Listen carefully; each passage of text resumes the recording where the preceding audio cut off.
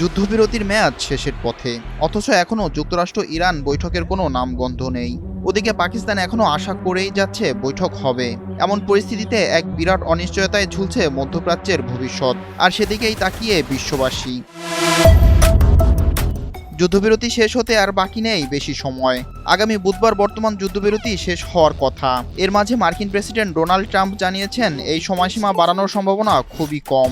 এর মাঝে বৈঠক না হলে বুধবার সন্ধ্যা থেকেই শুরু হবে আবার হামলা। এদিকে পাকিস্তানের সম্ভাব্য দ্বিতীয় দফা শান্তি আলোচনার ভবিষ্যৎ এখন পর্যন্ত অনিশ্চিত। কোনো পক্ষই নিশ্চিত করেনি যে আলোচনা হবে কিনা। আলোচনা সম্ভাব্য কেন্দ্র ইসলামাবাদ। যুক্তরাষ্ট্রের ভাইস প্রেসিডেন্ট জেডি ভ্যান্স এই সফরে যেতে পারেন বলে মার্কিন গণমাধ্যম জানিয়েছে, যা কূটনৈতিক তৎপরতাকে কিছুটা গতি দিলেও নিশ্চিত কোনো অগ্রগতি এখনও দেখা যায়নি। অন্যদিকে তেহরান পরিষ্কারভাবে জানিয়ে দিয়েছে তারা ইসলামাবাদে আলোচনার পরবর্তী দফার কোনো পরিকল্পনাই করছে না। ইরানি কর্মকর্তাদের মতে আলোচনায় এমন শর্ত চাপিয়ে দেওয়া হতে পারে যা তারা গ্রহণ করতে প্রস্তুত নয়। এই আশঙ্কায় তাদের অবস্থান কঠোর করেছে।